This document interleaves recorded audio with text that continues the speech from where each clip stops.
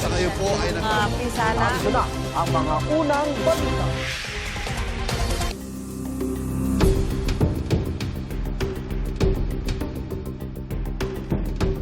Hindi lang banta sa presidente kundi banta sa national security ang mga sinabi noon ni Vice President Sara Duterte laban kay Pangulong Bongbong Marcos ayon kay NBI Director Attorney Melvin Matibag. Bahagi yan ang kanyang pagtestigo sa impeachment trial ng bise. Dagdag pa niya, iniimbestigahan din nila ang umano'y pattern ng violence ng pamilya Duterte. May unang balita si Sandra Aguinaldo. May kinausap na ako na tao. Sinabi ko sa kanya, kapag pinatay ako, patayin mo si BBM, si Lisa Araneta, at si Martin Romualdez. No joke. No joke. Hindi na umano simpleng banta kundi isang plano kung ituring ng National Bureau of Investigation ang payag na ito ni Vice President Sara Duterte sa isang press conference noong 2024 ayon kay NBI Director Attorney Melvin Matibag. Sapagat ang tingin po namin dito ay inianunsyo ng ating Vice Presidente ang kanyang planong pagpatay sa Pangulo ng Pilipinas at mga nabanggit pang kanyang gustong ipapatay doon po sa kanyang pagbabanggit sa kanyang press conference. Sa pagsalang ni Matibag bilang testigo sa impeachment trial, tinanong siya ng prosecution sino ang sinasabi ng bise sa press briefing na kanyang kinausap. Sabi ni Matibag may natukoy na silang persons of interest kaugnay rito. Meron po tayong mga leads natin pong sinusundan at katunayan, we already have established persons of interest na maaaring makapagturo o tumukoy doon sa taong kinausap ng ating Vice Presidente o maaaring isa rito sa tinatawag nating persons of interest ang siyang talagang nakausap ng Vice Presidente. Pero tumanggi si Matibag na pangalanan ang mga ito dahil patuloy pa raw ang investigasyon at kailangan nilang protektahan ang kanilang mga impormante. Itong persons of interest kasama sa pagpaplano at inamin sa inyo na mayroong pagpaplanong ginagawa para pumatay. Meron po silang impormasyon na magtuturo po dito sa pagpaplanong ito. Hindi sila yung kasama sa pagpaplanong pumatay. Sa ngayon po, Magtuturo lang sila. Doon po sa iba persons of interest, meron po kaming kinukonsidera doon na maaaring siya po ang kausap mismo ng Vice Presidente. Abril ngayon taon nang lumikha raw ang NBI ng Special Task Force para imbestigahan ang banta sa buhay ng Pangulo na ayon kay Matibag ay seryoso, aktibo at nagpapatuloy. Sa pagtatanong ni Lead Prosecutor Batangas Representative Jervil Luistro, ipinunto ni Matibag ang umunay pattern of violence na hindi lang sa mga pahayag ng bise, kundi maging sa ibang miyembro ng kanyang pamilya. Gaya ng pahayag ng bise noong October 2024. Gusto ko tanggalin yung ulo niya ba? Myself, cutting his head. Na may pareho raw tema sa sinabi ni Davao City Mayor Baste Duterte nang ilunsad ang Rage Coalition nitong Abril. Isang ulo lang naman ang kailangan namin, ang ulo ni Bongbong Marcos! Yung pong video na yan ay amin pong naikumpara sa mga naging pahayag ng ating Vice Presidente na kung saan meron din po kaming bidyong binalikan na ang ating Vice Presidente ay nagre-refer din po sa pagtanggal ng ulo ng ating pong Presidente. Kung kaya't nakita namin po ang pagkakahambing ng statement po ng ating pong Mayor at ng Vice President Sara Duterte. Ipinakita rin ang video na ito ni Vice President Duterte nang panununtok niya sa isang sheriff nung mayor siya ng Davao City noong 2011. Kapansin-pansin po na makikita natin na nanggagaling sa isang pamilya ang pagbabanta sa ating Pangulo at parehas na nag-refer sa ulo ng Pangulo. Kung kaya naman, iniisip po ba namin kung meron bang kasabwat o may sabwatan sa pangyayaring ito? Sabi pa ni Matibag, hindi lang banta sa Pangulo ang nakikita nila, kundi banta sa national security dahil sa anyay network ng bise at ama nitong dating Pangulo. It is a kinetic force na kung saan yung mga nakarinig ng kanyang pagbabanta ay gumagaya na rin at nagbabanta, lalong-lalo na sila ay nabibilang sa isang pamilya. Napansin ko nga po na tumaas ang antas ng kaguluhan. Kita-kita natin, meron pong mga panahon na nating pong Pangulo ay nasa isang event na live, meron pong mga magko-comment na barilin na yan, meron pong mga video na nakuha ang ating CCD na mayroong nagkakasa ng baril at ang reference din po ay isang bala lang to sa ulo ng presidente. So yan po yung kapansin-pansin na nagdudulot sa atin ng panganib sa ating Pangulo at sa ating pong pambansang seguridad. Sa investigasyon ng NBI, kinonsidera rin daw nila ang dokumento mula kay Arturo Las Cañas na tinawag ni Matibag na open source intel. Si Las Cañas ang nagpakilalang dating hitman ng Davao Death Squad at isa sa mga testigo laban kay dating Pangulong Rodrigo Duterte sa International Criminal Court. Tinutulan ito ng abogado ng bise at ipinuntong hindi pirmado at hindi notarized ang pinakitang affidavit ni Las Cañas. Pinayagan ng korte na mabasa ang bahagi ng salaysay ni Las Cañas. As allegedly ordered to him by Mayor Inday Sara Duterte Carpio. The reading of this document, Your Honor, already creates an impression, not just to the minds of the senator judges, but also the public. They may be misled, Your Honor, to believing the truth or falsity of these statements. So in other words, Your Honor, this is highly improper with all due respect, Your Honor, for this honorable court to allow the reading of a portion of an affidavit that was not authored by this witness. Ang depensa ay nilarawan bilang hearsay, sabi-sabi, masyado pang maaga at trial by publicity ang naging testimonya ni Matibag. Sa cross-examination ng abogado ng bise na si Attorney Mark Villuan, sinabi niyang tina-trial by publicity ang mga pahayag ni Matibag dahil wala siyang ibinulgar na iba pang detalye, lalo't hindi pa naman daw pinalang investigasyon ng NBI sa umano'y pagbabanta ng bise. Isn't that a trial by publicity? Hindi po. Sapagkat kaya nga po namin hindi inilalabas yung aming pong mga confidential at secret na investigation. Lamang nga po, tayo'y pinatitistigo rito. Kung hindi nyo pa po pala kayang magbigay ng detalye, bakit nyo pa po nilabas na may leads kayo in the first place? Sagot ni Matibag, hindi pa tapos ang investigasyon. Pero oras na maging pinal ito ay kukumprontahin o ihaharap nila kay Vice President Duterte ang resulta ng kanilang investigasyon. Mas maganda nga po kung si VP Sara mismo magsabi dito kung meron siyang kinausap. Tinawag din na hearsay ng depensa ang alam ni Matibag tungkol sa investigasyon na ginawa ng NBI noong 2025 dahil 2026 lang siya naging direktor ng ahensya. For the benefit of this honorable court and the Filipino people watching, inaamin nyo ba na wala kayong personal na kaalaman sa nangyaring investigation starting November 23, 2024? Malinaw naman po yun at ang korte po ay can take judicial notice of the fact na hindi pa po ako NBI director ng panahon na yun. So you're confirming that you do not have personal knowledge because you were only appointed as NBA director a year later or on February 20, Your Honor, ask and 2026, answer correct? I'm trying to look for the Filipino term for hearsay. Ano ba yung hearsay sa Tagalog? Sabi-sabi or chismis? Entries in official records are considered as prima facie evidence of the contents thereof. And thus, it's exactly the basis of the witness in answering the question of the defense.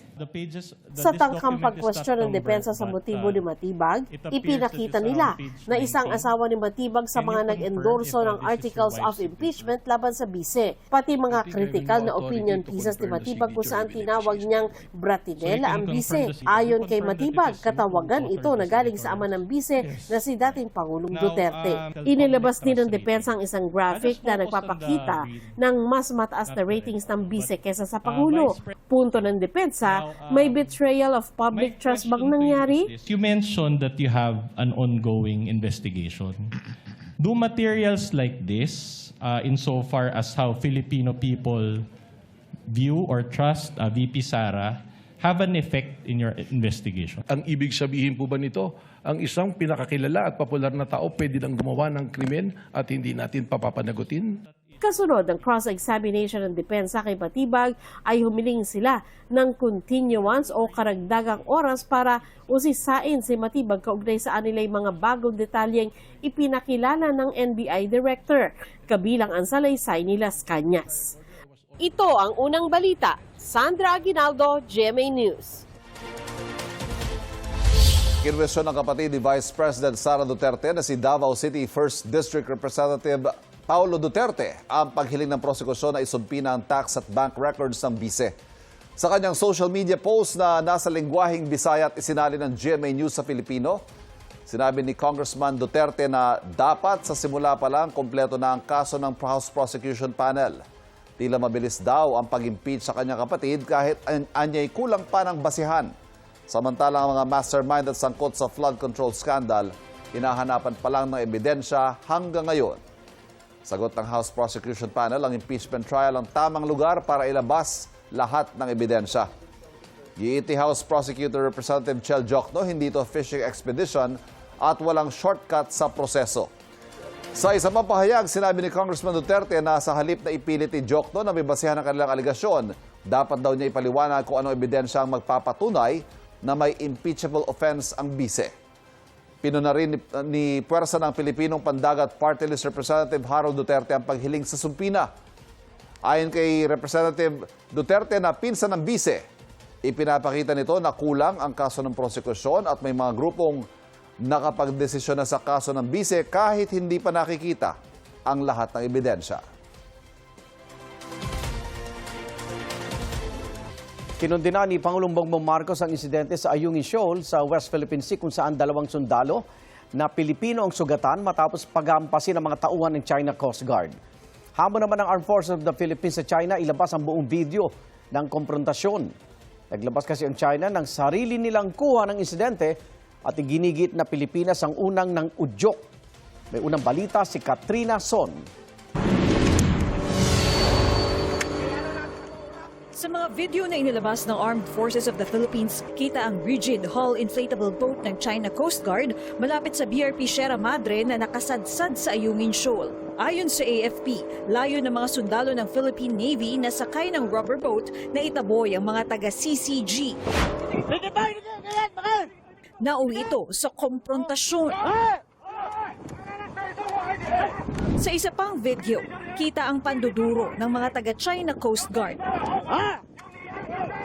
At sa isa pang kuha, kita naman ang isang taga-Philippine Navy na may bitbit na sagwan. Kasunod nito,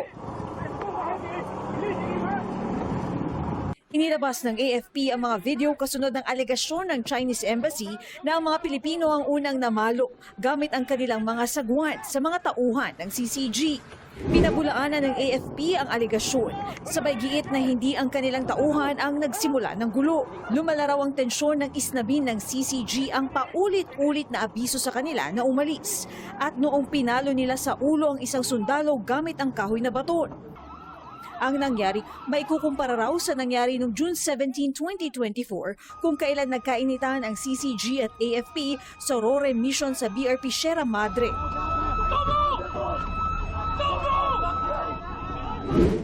Sa nangyari sa Ayungin, sabi ng AFP, illegal ang paglapit ng China Coast Guard sa BRP Sierra Madre kung saan may sovereign rights ang Pilipinas sa ilalim ng international law.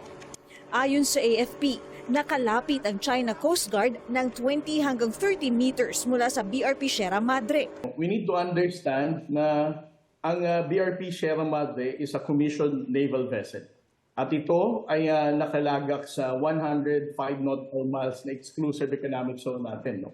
Ibig sabihin, ito ay napapaloob sa ating jurisdiction. Opo. So, paglapit dito ng dalawang China Coast Guard ng China Coast Guard Navy, it's actually provocation on their part. Ang ganitong pangyayari, this is because of the illegal presence in our maritime zones. So long as they are there illegally, the potential for any coercive and aggressive action will always be there, to include the deceptive messaging. Hamon ng AFP sa China, ilabas ang kompletong video para magkaalaman kung sino ang nagsasabi ng totoo. So what they are showing is a spliced or incomplete version of the video. If they show the full context of the video that they took, it will be incriminated against them. It will be self-incriminating. Nasa pangangalaga naman ng BRP Melchora Aquino ang 2 sundalong nasugatan. Ayon sa PCG, habang kinukuha ang 2 sundalo, nagpatupad ng blocking maneuvers ang CCG. The only violent act and barbaric act na ginawa dito is the China Coast Guard hitting directly the head of our personnel from the Armed Forces of the Philippines. Ang insidente sa Ayungin Shoal ang isa sa mga unang hamon na kakaharapin ng bagong upong Chief of Staff ng AFP na si General Antonio Nafarrete. We have to stand our ground. Atin yan. No? rest assured that we will also do our jobs. And I think they're ready for it. We have our rules of engagement also there. Kinondena naman ni Pangulong Bongbong Marcos ang insidente sa Ayungin Shoal. Hindi po talaga katanggap-tanggap itong nangyayari sa pagitan po ng bansa po natin at ng China. Ipinatawag ni Pangulong Bongbong Marcos si Chinese Ambassador. Ayon sa Malacanang, ang pulong ay kaugnay ng insidente sa Ayungin Shoal. Itong unang balita. Katrina Son, GMA News. Nanindigan si Chinese Ambassador to the Philippines, Jing Chuen, na Pilipinas ang unang ng udyok kaya nagkasakitan ng mga sundalong Pilipino at China Coast Guard sa Ayungin Shoal sa West Philippine Sea. Taliwas ito sa sinasabi ng Armed Forces of the Philippines sa mga taga-China Coast Guard, ang unang nanakit sa mga sundalong Pinoy. Nagpulong sina Pangulong Bongbong Marcos at si Ambassador Chuen kasunod ng insidente sa Ayungin Shoal. Sabi ng Malacanang may kinalaman sa national security ang pulong ng dalawa. Hindi rin idinetalya ng Chinese Ambassador kung anong pinag-usapan nila ni Pangulong Marcos. Nakatuunan niya ito sa paghahanap ng solusyon sa tensyon sa pagitan ng Pilipinas at China. Iginit niya na hindi pa rin kinikilala ng China ang 2016 arbitration ruling na nagpawalang bisa sa pag-angkin ng China sa halos buong South China Sea. No. We even don't accept, the arbitration. We think it's illegal, it's void, it's not. We made it very clear, the exclusive statement, we will never accept to participate in such kind of arbitration. So when you did that, when you think it's illegal binding, we say no, it's illegal, it's non-binding. Kasunod ang mega oil price hike, nagsasagawa ng kilos protesta ang grupong Manibela sa Quezon City. May unang balita live si Gabriel Gonzales. Gabriel.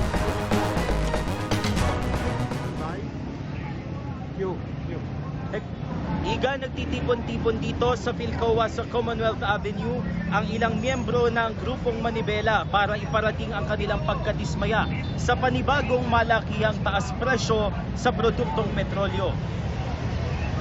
Ngayong Miyerkules ang simula ng 2 araw na tigil pasada ng grupong Manibela para iprotesta ang sunod-sunod na taas presyo sa krudo at ang umano'y hindi pakikinig ng pamahalaan sa hinaing ng mga tsuper na itas ng pamasahe sa jeep. Nasa 100 miyembro ng grupo ang naririto sa Philcoa ngayon. Bit-bit ang mga tarpaulin, sigaw ng grupo, ibasura ang excise tax at value-added tax sa presyo ng produktong petrolyo. Iba-iba ang pananaw ng ilang commuter sa panawagan ng grupo na itaas ang pamasahe sa jeep. Ayon sa commuter na si John Well Pacne, magtaas lang ng piso sa pamasahe, apektado na ang mga kagaya nilang minimum wage earner. Ang isa pang commuter na si Albert Manimbo, naintindihan naman ang hinaing ng mga tsuper. Pakinggan natin ang kanilang mga pahayag.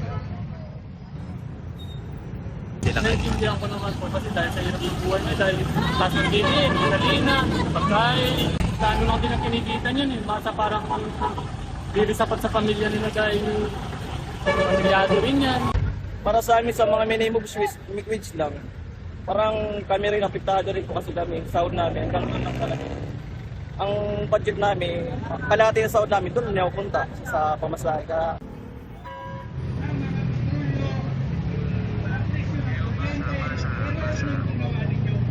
Igan dito sa Commonwealth Avenue ay punuan na ang mga bus at mga jeep kaya't ang ilan sa ating mga kababayan nagtsatsaga na sumabit sa mga bus at jeep para makasakay lamang. Nakadeploy naman dito ang ilang mga tauhan ng Quezon City Traffic and Transport Management Department para tumulong sa pagmamando sa trapiko. At yan ang unang balita mula rito sa Quezon City. Gabriel Gonzales, GMA News.